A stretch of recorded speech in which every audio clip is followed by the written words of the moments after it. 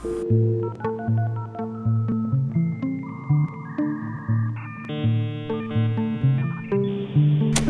dear listener, thanks for tuning in. Before we do jump into today's episode, I wanted to give you a little bit of an update. Christine has actually moved on from Røde, the startup she mentions, and now works at WhatsApp. Enjoy the episode. This is Noise Podcast. Today we have Christine Røde. Hey Christine, how are you? I'm good, thanks. How are you? Excellent. Łukasz, how are you today? So good, so good. I'm excited for this one.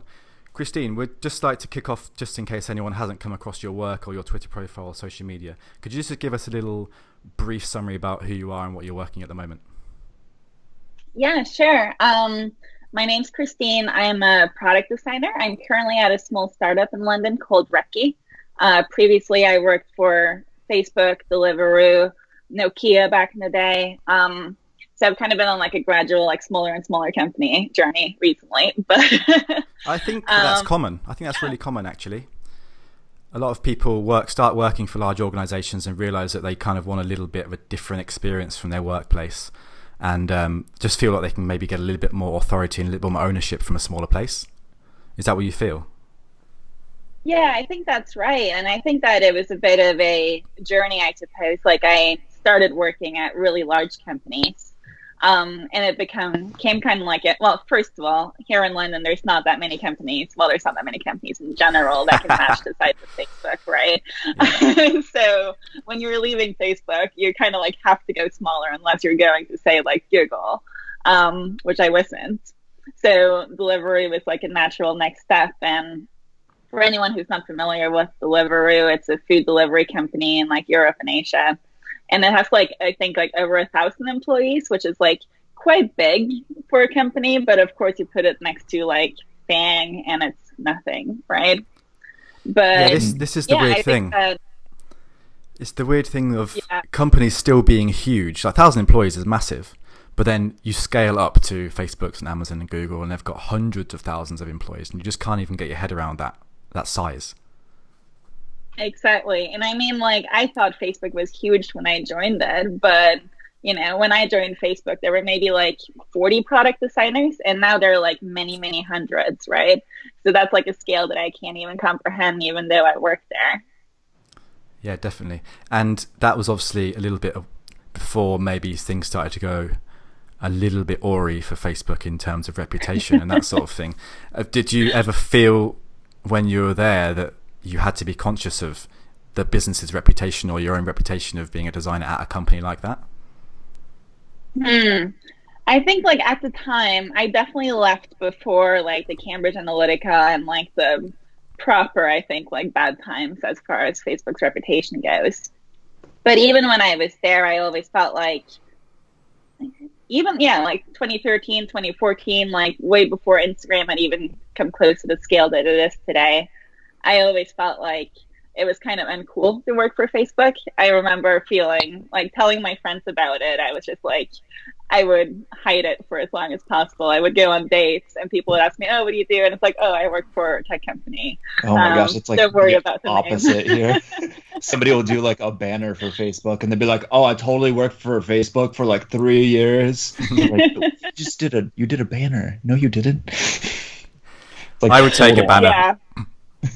I think I waited until like day 3 before I told my ex like where I worked. I was just like, oh, don't worry about it. It's an app. Like, you know, it's fine. So funny.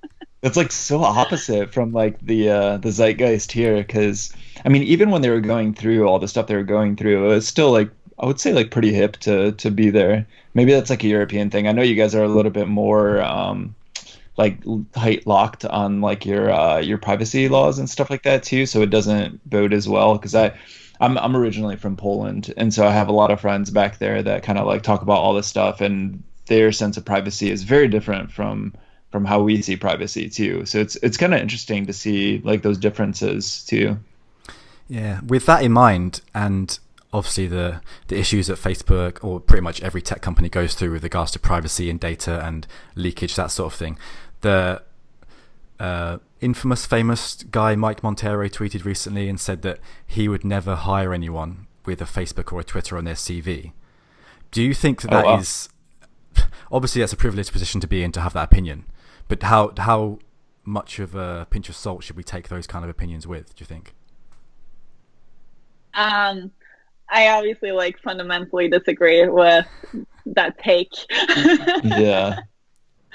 Not just because I work there, but I think that it's just a strange position to come from, to be honest. I think that lots of people go into a place, well, first of all, like, how can you expect like a company to improve if no one with ethics is going there, right? So either you're like ready to say like, oh, that's a bad company and no one with morals should ever go there.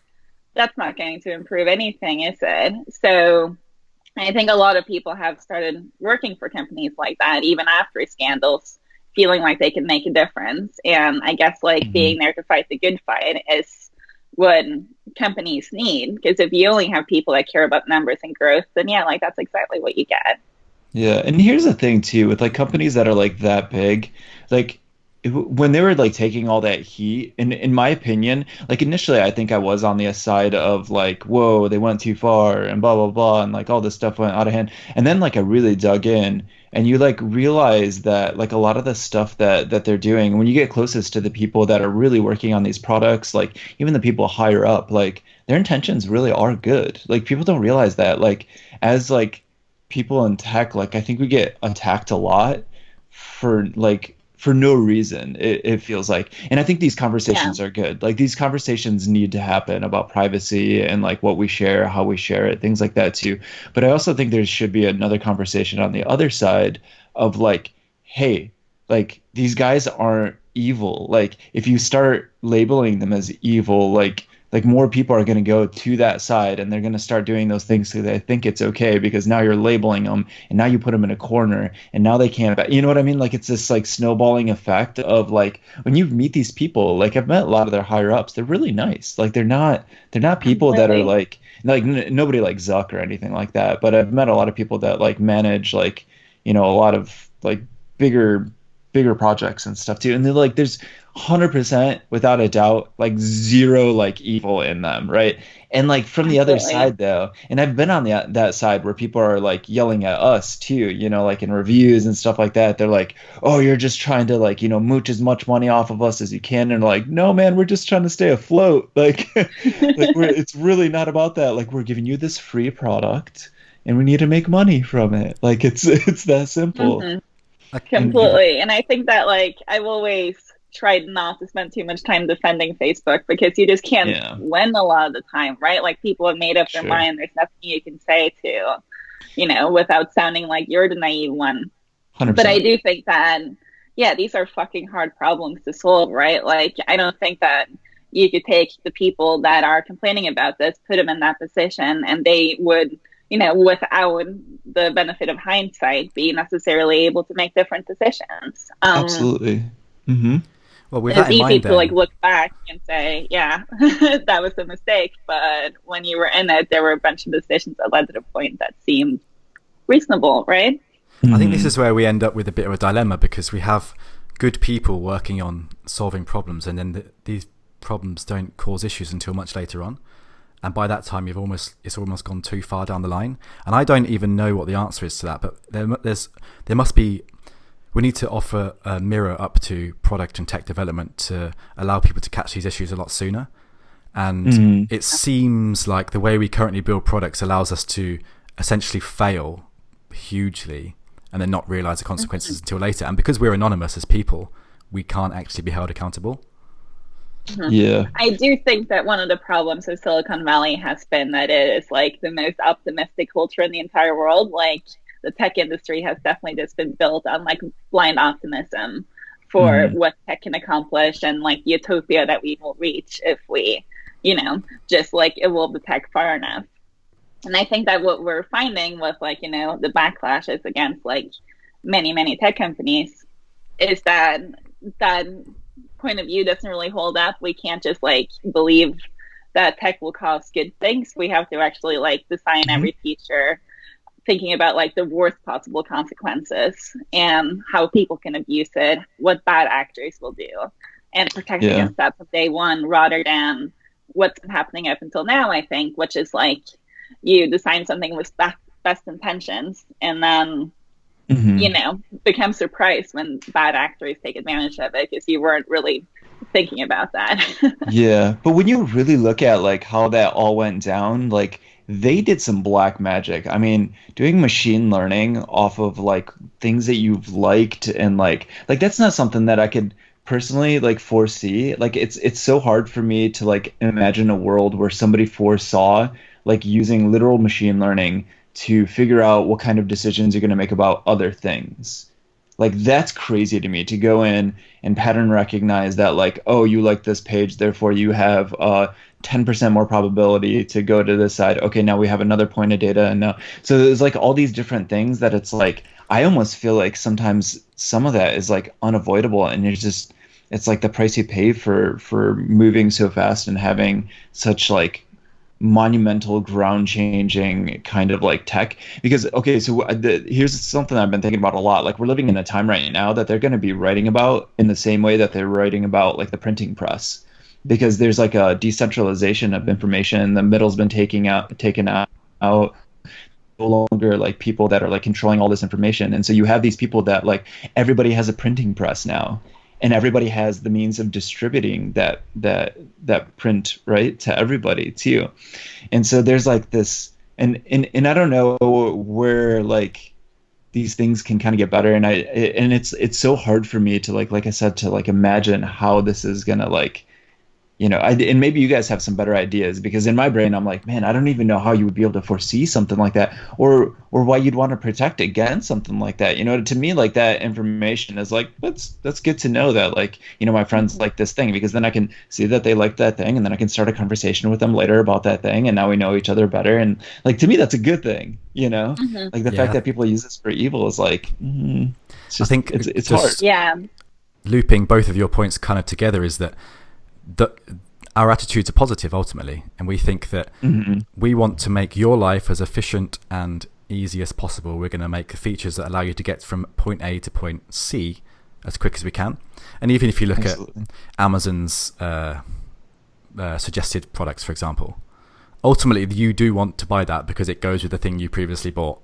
And Yeah. Facebook's showing you pages that you might like for bands that you're related to other bands that you like are going to Yeah. help you. It's just that when we ultimately look at everything positively, we ignore how that could be turned really bad. Sure, sure. But so here's the thing. I'd be curious to hear you guys' opinions of like what kinds of checks you could put in. Is it like philosophical checks? Are we going back to like Plato and Socrates, where we're like using philosophical like means to figure out, like what should and shouldn't be? It's like a hard line to ride. Like to me, it seems like can you even do that? Like, is that just one of those things you're just gonna have to stumble through, and it's like the price you pay for like amazing change? I Because saw with a lot a of good, always bad's gonna come. I saw an excellent tweet a while ago about someone who said, whenever you're building a messenger feature into your product, think about whether there's a possibility that someone's ultimately going to receive a dick pic. And if that answer is yes, don't build it. And I think that thinking about things like that, where someone could get harassed or someone could maybe to feel uncomfortable, you need to test that out and understand who is going to be using your product and type of people that could be ultimately be manipulating it. But again, that takes extra work. It costs budget, and ultimately you can't budget for a lot of those things because you don't know what's going to happen. And I don't Yeah, know. and I there's don't like a necessarily have the Exactly. correct answer, but I think yeah. that really from down upwards, we need to be saying no. We need to test this more. Everything. Yeah. And coming from startups too that like don't have a lot of money, and like seeing from like what you have to do to be able to make sure that that runway doesn't run out too. The whole idea of Silicon Valley, where people are like basically building like financial arbitrage machines. They're like getting funds to get to the next round, to get to the next, like nobody's actually making money, right? Which is insane to me, and it's going to eventually collapse. Like this, there's no way this is sustainable. But like I see it happen in every startup. Like people, like there's really no time to do these things, and maybe that's part of the cause where like people don't have time to like, calculate what might actually come out of these things, and like people aren't talking about it because of those runways are so short. It could be, I mean, I'm sure it's probably a problem that kind of comes from like many different sides, but I'd be curious what your opinion is, Christine. Yeah, it's definitely like a mentality of growth at all costs, right? And I mean, I think Uber is probably like a good company of that Sure. moved very fast with all focus on growth and very little focus on, hey, is this a good thing to do? And Hmm. kind of ended up being bit in the ass by that. And I think I've made pretty good internal changes like in like the last year to remedy it. Sure.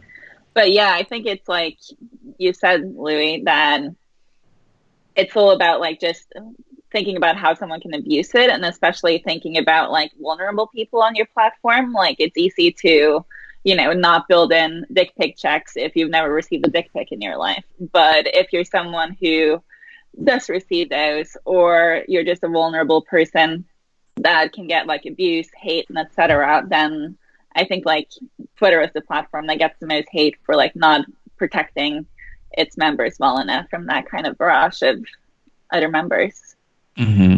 And apps are aging down now too, which is kind of like crazy. Like you're seeing all these like apps getting like younger and younger. Like TikTok is like super crazy young. Like it's crazy. Like we joined our podcast on there and like started throwing stuff up, and the people that were following us, I was like, whoa, you're like 14 years old. Like this is crazy. I'm like, I'm glad we're teaching you about design that early, but like that's kind of like, ooh, we got to be careful, like the kind of stuff that we post now and like how you post and how you communicate, right? Like the way we communicate on TikTok is very different than how we do on Instagram, because Instagram is more mature. It's like a different kind of like people on there and stuff too. So it's like not only do we have to think about like the morals in general, now we're thinking about like, okay, like what should kids at this age should be exposed to, and now like this age and now this age, and there's like microfragmentation even happening within generations. Like the 12-year-old kid doesn't want the same app as like his 16-year-old older brother or whatever, because they want to be different. And so you're seeing like these new apps coming out where they're like, ooh, I got my secret app that nobody else has too, which is kind of an interesting pattern that's kind of emerging as well too. But on top of that, right, like there's so many things to consider too. And like this stuff goes through my head all the time, and I'll bring it up sometimes, and they're like, most people are like, rah, rah, it's not, we'll worry about it later. And you're like, oh man, like, I don't know, we should probably worry about that now. That's Yeah. really important. I was talking to my friend earlier, and he said, why would anyone use TikTok and not just use Instagram? And I said, well, because your parents are on Instagram now, and kids don't Hmm. want to be on the same thing as their parents. Ultimately, you get a new platform. It's going Why to would happen anybody again, use surely. Facebook when you have MySpace? Why would Well, anybody use hey, I, MySpace I when... miss MySpace. Oh, you did? Yeah, I used to use it a lot. What?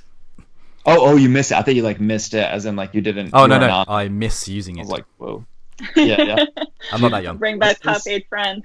yeah, that in AOL, that like, dude, the amount of Dragon Ball Z websites that I made, like the GIF websites. I don't know if you guys remember those back in the day, but on good old AOL, man, that little like tiny little community where you're like in the safe little like AOL box making your DBZ websites. So much fun. So Yeah, much what fun. happened to AOL? We've come such a long way. Like Generation Z really like just blows my mind. Like that's the moment where I think like I realized like fuck I've grown old, is that I just don't really understand how they operate. Um Yeah. my flatmate works in advertising, and she was doing a whole bunch of research on, obviously how to, I guess, like market to Generation Z. Mm, And one of the things that she came back that they learned is that they really only like work in apps, like they're app native, which obviously sounds, that sounds obvious, right? But sure. like I grew up on the internet. Like I would call myself like an internet native. I go in Yeah. the browser and I type in websites. Apparently, like the younger generation don't trust websites, and they want everything to be a native app, and they will never like venture out on like the open web. And that That just like blows my mind, right? that's actually fascinating because I've been pushing that thesis for a really long time that websites, I think, in my mind, are going to die. I don't think they might like change form. They're probably going to become something else, but I don't think they're going to live in the same way that we see them now, because every like apps are making everything like pretty much obsolete. Like you can make a full website portfolio from your Instagram with one button press now. Like that's crazy to me. I used to spend weeks on my portfolio. Now I'm like, I don't know. I'd much rather work on the work itself than like presenting the work. So it does make sense that, you'd go to your app because it's like your, or not to your app, but to your phone, because it's like very affordable. It's like always in your pocket. if you're bored on like a road trip and you want to edit your vlog, you can now. Like that's insane to me. Like I used to have like a whole separate rig for this stuff, and now it's like you just do it on your phone. That's actually quite a nice link into the next topic I'd like to discuss about your portfolio, and how important you both think having a presence online is anyway, and also how much effort you should be putting into it. Should this be constantly updated? Do we need a website? Do we need a Dribble account? All this stuff. I'm a bit mixed about it. I don't have any work online really. I've got some old stuff on Behance, but my personal website has no work on it at all. It essentially just looks like a landing page for my newsletter, and I've actually gotten stick for that before. But I said that the work's changing so often that firstly, I don't have time to update it, and secondly, I don't feel the need at the moment. What's your opinion, Christine? Because I know your website's quite minimal as well. I would say that like my website being minimal is probably slightly more about laziness than it is about, disagreeing philosophically with not like having work on your website. But it's definitely like a point of privilege as well, right? The fact that I'm far enough into my career that I can get people's attention without necessarily needing to like show them work. I think that if you're like a new graduate, you would be much better off having an actual online portfolio. If you want to like get called in for interviews and stuff like that, and you wouldn't really be able to just say like, hey, I'm fairly senior, I like work here and here, and then get to the stage where you can present work. But I do think that like the type of work that we do is also just really hard to present online. Not that it's impossible, but you end up with the things that I'm looking for are not visual, first of all, right? Like it's kind of about like hard problems and how you solve them.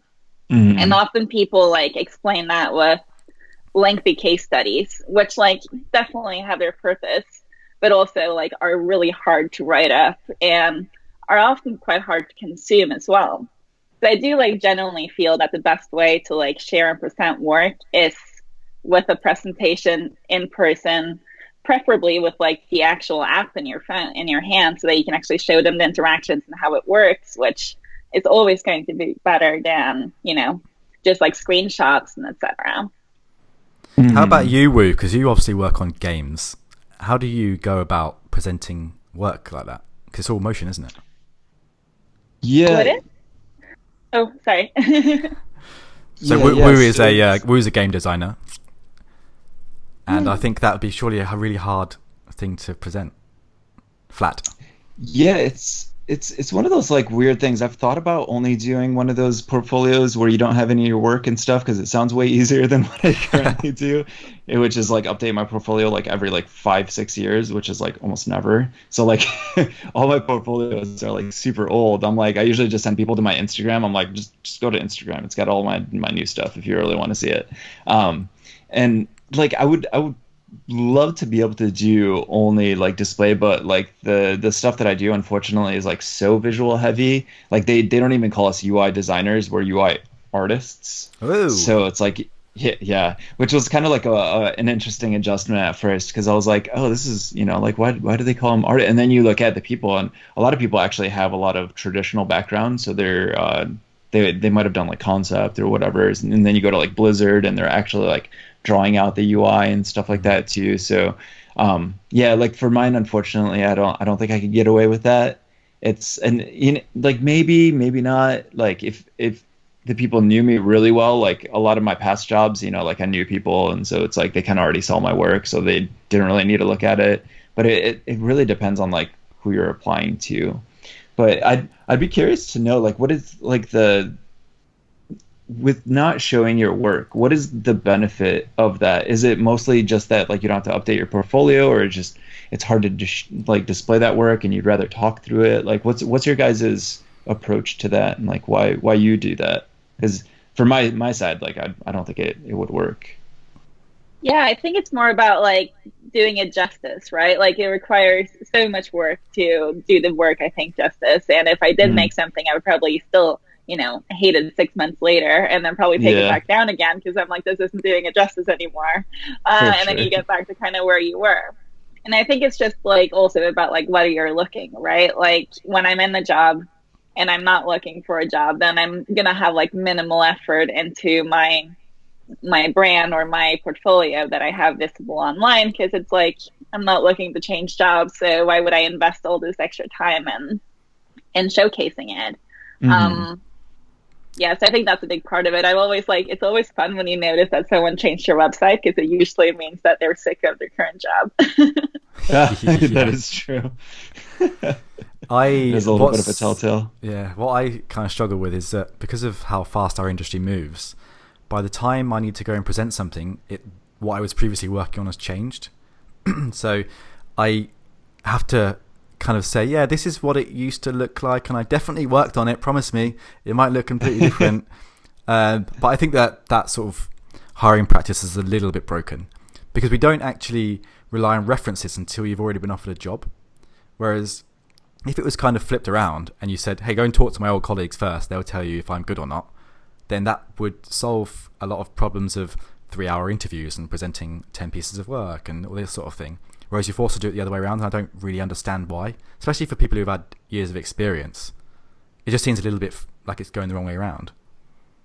Mm.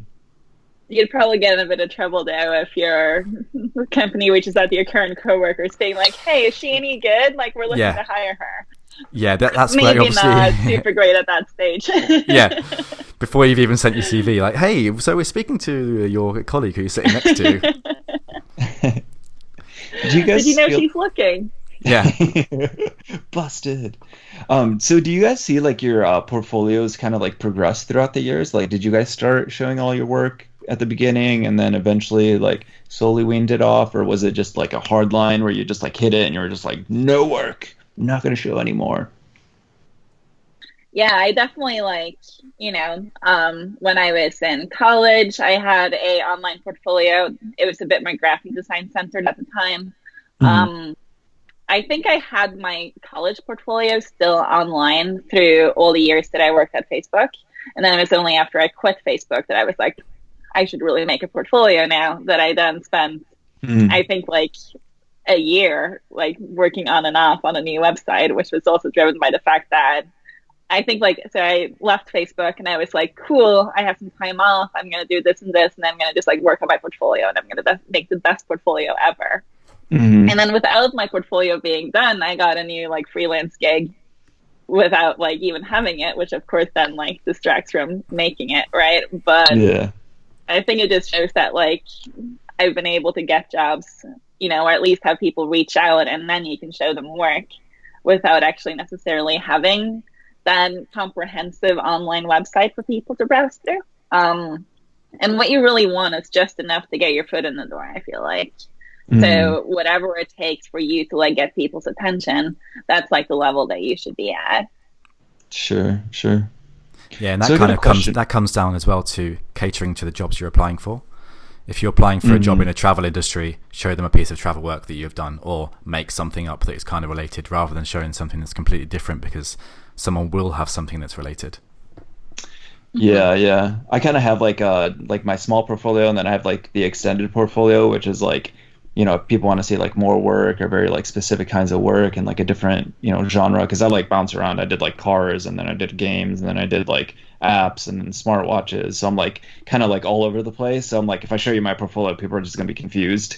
So I think that that's like a good point too, right? Like where you kind of want to like when you're looking at resumes, like I've been on the other side where you're like getting thrown like 100 resumes a week, and you're like, there's no way I can get through all these. So I'm like, the second I would get a resume that like wasn't clear or focused, or like didn't have like very specific like kind of person that I was looking for, I would just skip it, because it wouldn't hit like all those points that you had. So to your point, catering your portfolio, making sure that one, you like research the company, that like who the people are and like how they work, or if you don't know how they work, that you ask them and stuff like that too. It's like super duper important that you're giving them information that's like relevant to them. Completely. And that's not just about the work that you show, but about the way that you write about yourself too, right? Like the Mhm. last two companies that I worked with have been food related. My website mentions my love for food. I will talk about that when, you're kind of like, if you're looking to work somewhere that is about food. But Sure. if I was then like on the side also applying for another job, then it's easier to have like, I guess, like private portfolios that you send to the appropriate places that are framed to like cater specifically towards that one job that you want, rather than having like one website that has to like now be generic because it has to make like every company be interested in you. Both of you mentioned that you have had jobs or positions where you haven't necessarily had to show that much work, and that's obviously because you've got years of experience and you can rely on the quality of your sort of name, I guess.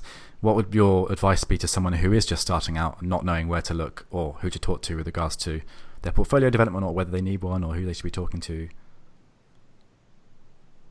I'll go first, Christine. Yeah, I think that like you definitely would, if you're just starting out, you need to have work on your website, right? That's the number one. I do think that less is more, and I would rather see a website that has like 3 projects that have like a bit of writing about them. Some people take the case study thing a little bit too far, I think, because at least when I want to see that you're thoughtful, and I want to see like screenshots of your work and the insight into your process. But sometimes you get for designers that have portfolios that are like case study that's like 20 pages long, and it has like like the photograph of you with Post-its is like every single time, and like photos of like your sketchbook, and it's all like, I don't really need to see like this like half blurred picture of your sketchbook. I get it, you like drew a sketch, but the corporate Iron Man scene where like they're like rearranging like all the Post-its is like my favorite. Like it's on everybody's portfolio. You're like, wait a minute, seriously. Like, I will believe that you, like, did ideation without literally seeing a picture of you, like, putting Post-its on the wall. Like, I get it. You can skip that part. And I actually find that's quite common in junior designers, is that they do, like, interview presentations where they really focus on, like, I know the process. And rather than talking about, like, here's the problems that we wanted to solve, and here's how we went about solving them, and here's what the solution looked like, and here's all the reasons why this is the right solution. That's what I want to hear. But instead, it's like, first I drew some sketches, and then I wrote up some assumptions, and then I went and talked to a bunch of people on the street, and then I, like, did a Post-it session with everyone on the team. Then I started doing wireframes, and it's like, cool. So, like, how to do a design process. I get it, but you're not actually telling me anything about what you found throughout it, which is what I care about. I think that's a really nice line, actually, because it can all be a facade. If I could make up that stuff. I might not have gone and talked to people in the street, but I feel like that's part of the process, so I have to put it in my portfolio. And looking sort of between the lines and behind the curtain is probably the best piece of advice. Yeah. And it doesn't matter how many people you talk to on the street if you didn't learn anything from it, right? If you ask the wrong questions, then you might as well not have gone and talked to them anyway. So, like, what does it matter? Yeah, that's a good point. So, Christian, you've worked around the world a little bit, and I'd like to firstly ask, do you think like you're settled in London now? Do you think you're going to be here for quite a while? Or do you have the bug to move along again sometime soon? The bug sometimes gets to me a little bit, I will say that. I think that, like, I guess I've lived and worked in 4 cities right now, 4 countries, that is. So I was born and raised in Norway, had some early jobs there, moved to San Francisco, spent 5 years working there. Now I've been in London for 5 years, but I also spent a year in Amsterdam in between.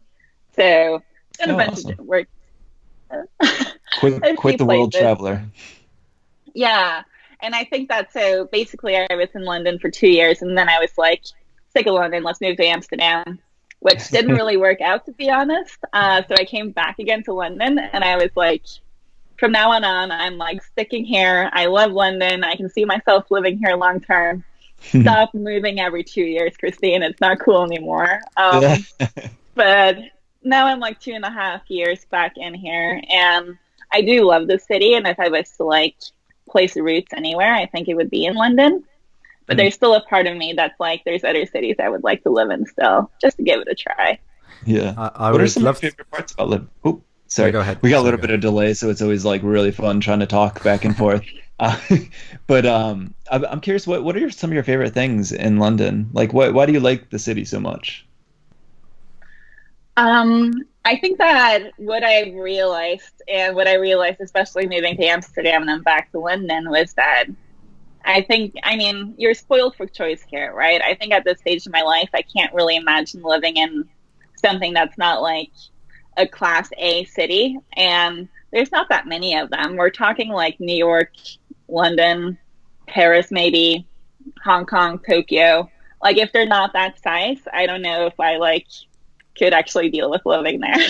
Yeah. So that like limits the choice. So I like that about London. I like that you have access to anything. You have the best of the best. It's a huge city. Mm. I like that it's in Europe. I like that it's close to my family in Norway. And I like how green it is. I like the size of it. Yeah, I like that it's both dense, but also like manageably so. Mm-hmm. Like most of the buildings are like 3 stories. There's a lot of trees, a lot of nature, but awesome. There's still like a lot of people and good food.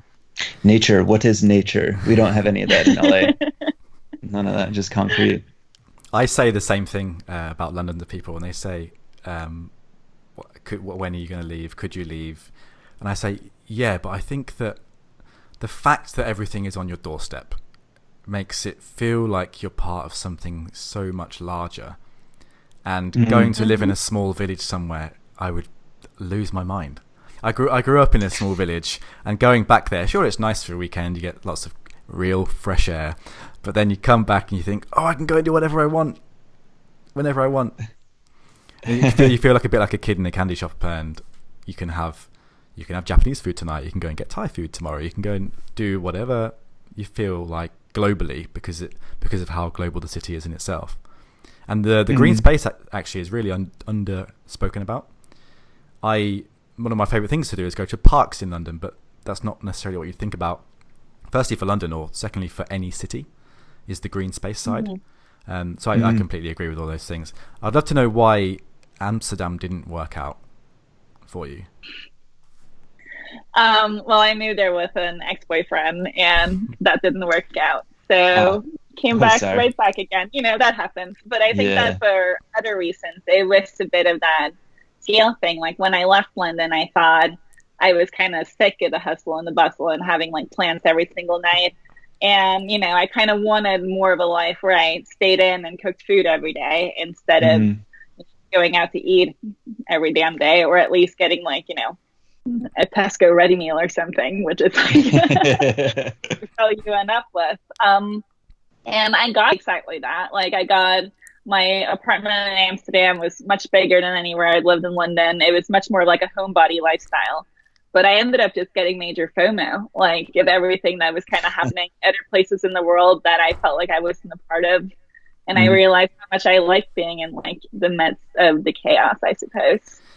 You've pretty much just repeated my Sydney story back to me as well. I went there with an ex, and my apartment was bigger, and I thought that London was shit. I was hating it. It was too toxic. And then ultimately I've come back, and with such a fresher pair of eyes that I'm loving it so much more than I ever did before.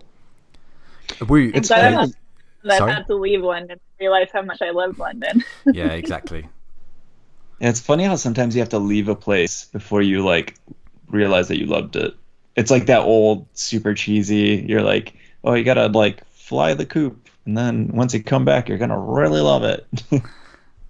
What about you, Wu? Have you got your sights? I know you've mentioned a few times that you've considered leaving LA, but I know you've got such a nice lifestyle over there anyway.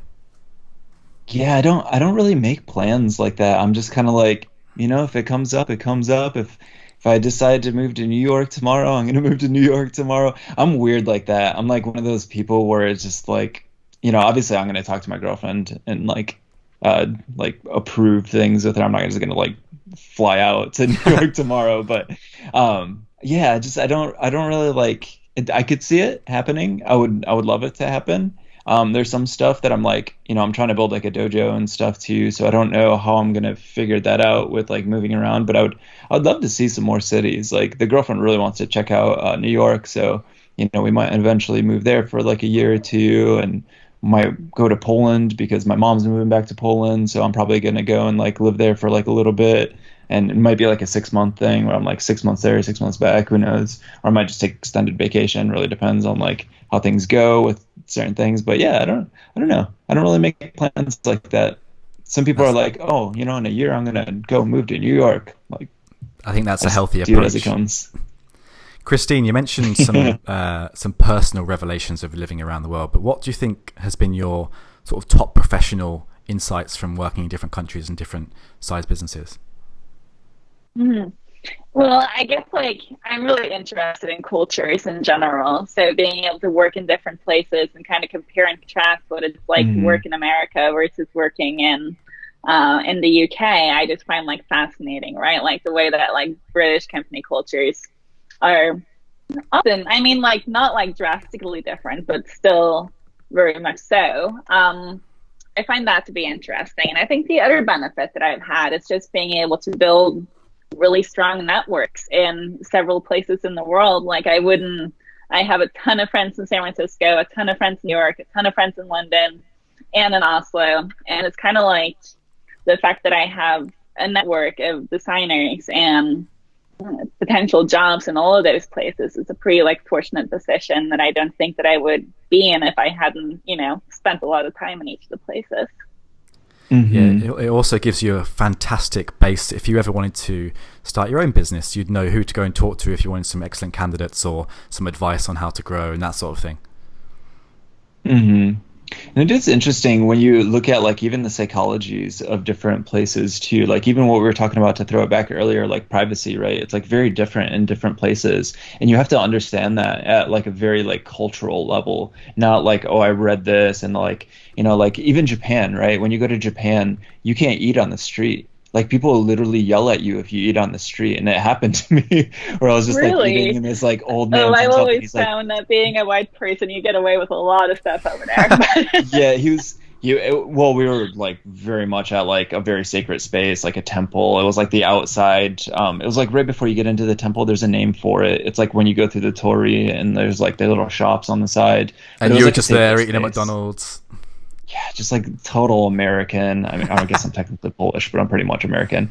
Just sitting there, yeah, it was bad. We were we had bought a thing really close by, and it was a little dessert kind of thing. It was one of those egg, deep fried egg thingies or whatever. And we're just chowing down. It's a clean snack too. But he just came up to us and he was like, no, and he I forget exactly what he said in Japanese, but it was you can't eat here, can't eat here. And I was like, oh, I'm so sorry, I didn't know. And immediately we put it away, and we went and read up on it afterwards. But anyway, long story short, there cultural things are you have to understand it. Sometimes you have to be there to understand it, because I read all these things about Japan and respect and how you can't throw stuff on the, obviously you don't want to do that anywhere, but you can't litter and all these different things. And you just have to understand those at a very cultural level. Otherwise, you're just not going to understand why those decisions are made, or how to design for those decisions, right? You might think that us as silly Americans, we're yeah, data, give all the data to all people everywhere, and you don't understand what that actually means to European people too, right? So and it goes everywhere. So like you said, being able to live in those different places kind of helps you understand those. I think that's a really nice spot for us to wrap things up. It's been a really fantastic chat, Christine. Thank you for coming on. You've had some incredible insights, and we'll obviously be sharing those across our channels when we launch the podcast episode. And just like to say thank you again. Yeah, thanks so much. Thank you so much for having me. Yeah, it was wonderful. See you around. All right. Thanks so much for listening, guys. I hope you enjoyed that one. We just wanted to ask you one quick favor. We work crazy hard to bring the guests on and all the work that goes with it. We only ask you two things. The first one, if you aren't already subscribed, please hit that subscribe button, whatever platform you're using. We're pretty much on all the platforms. And second is to just share it with somebody you think would enjoy it. That's all.